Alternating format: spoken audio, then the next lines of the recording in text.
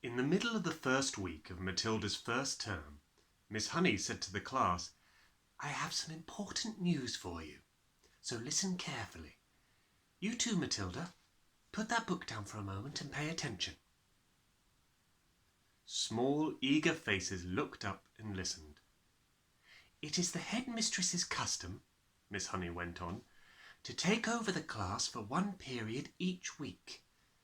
She does this with every class in the school, and each class has a fixed day and a fixed time. Ours is always 2 o'clock on Thursday afternoons, immediately after lunch. So tomorrow at 2 o'clock, Miss Trunchbull will be taking over from me for one lesson. I shall be here as well, but only as a silent witness. Is that understood?" "Yes, Miss Honey," they chirruped. "A word of warning to you all," Miss Honey said. "The headmistress is very strict about everything. Make sure your clothes are clean, your faces are clean, and your hands are clean. Speak only when spoken to. When she asks you a question, stand up at once before you answer it. Never argue with her. Never answer back. Never try to be funny. If you do, you will make her angry. And when the headmistress gets angry, you'd better watch out." "You can say that again," Lavender murmured. "I'm quite sure," Miss Honey said, "that she will be testing you on what you're meant to have learnt this week, which is your 2 times table. So I strongly advise you to swat it up when you get home tonight. Get your mother or father to hear you on it." "What else will she test us on?" someone else asked.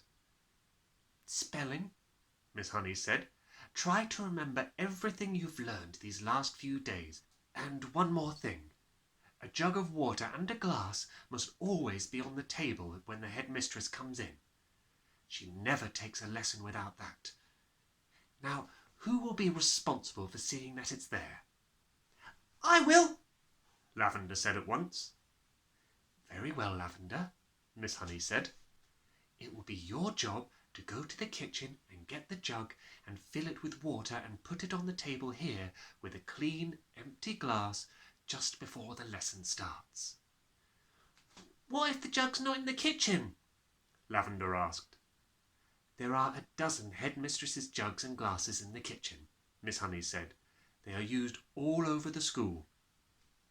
"I won't forget," Lavender said. "I promise I won't." Already Lavender's scheming mind was going over the possibilities that this water jug job had opened up for her. She longed to do something truly heroic. She admired the older girl Hortensia to distraction for the daring deeds she had performed in the school.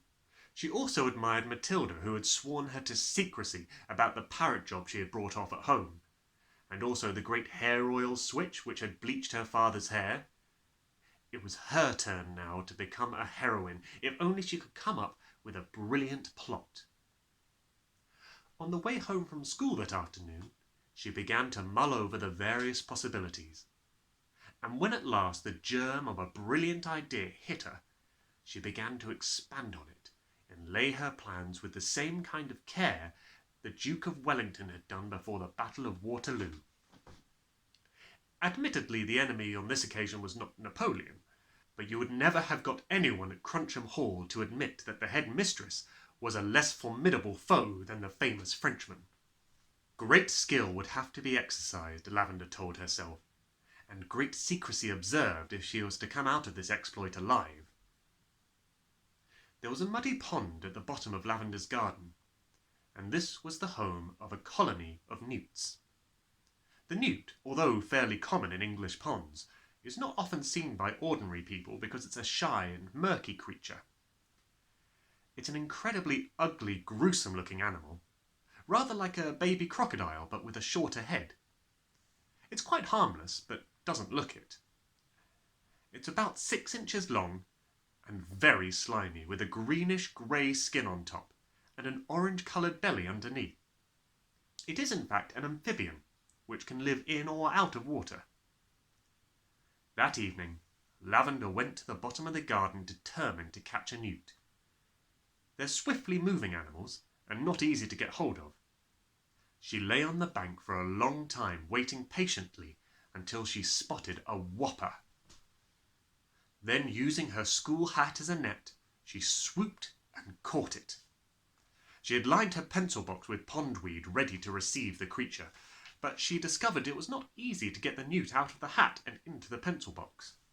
It wriggled and squirmed like quicksilver, and apart from that, the box was only just long enough to take it. When she did get it in at last, she had to be careful not to trap its tail on the lid when she slid it closed. A boy next door, called Rupert Entwistle, had told her that if you chopped off a newt's tail, the tail stayed alive and grew into another newt 10 times bigger. It could be the size of an alligator. Lavender didn't quite believe that, but she was not prepared to risk it happening.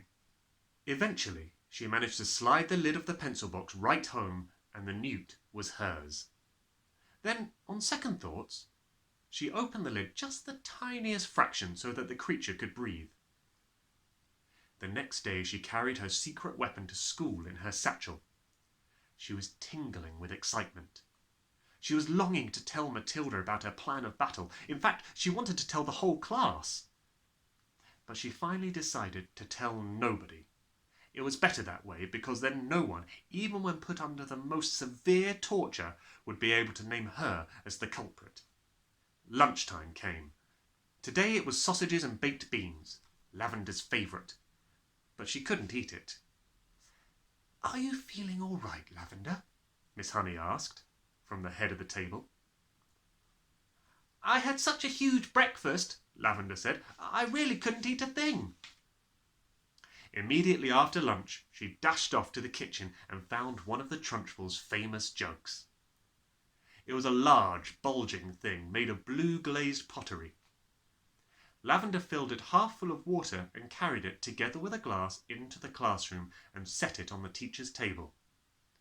The classroom was still empty. Quick as a flash, Lavender got her pencil box from her satchel and slid open the lid just a tiny bit.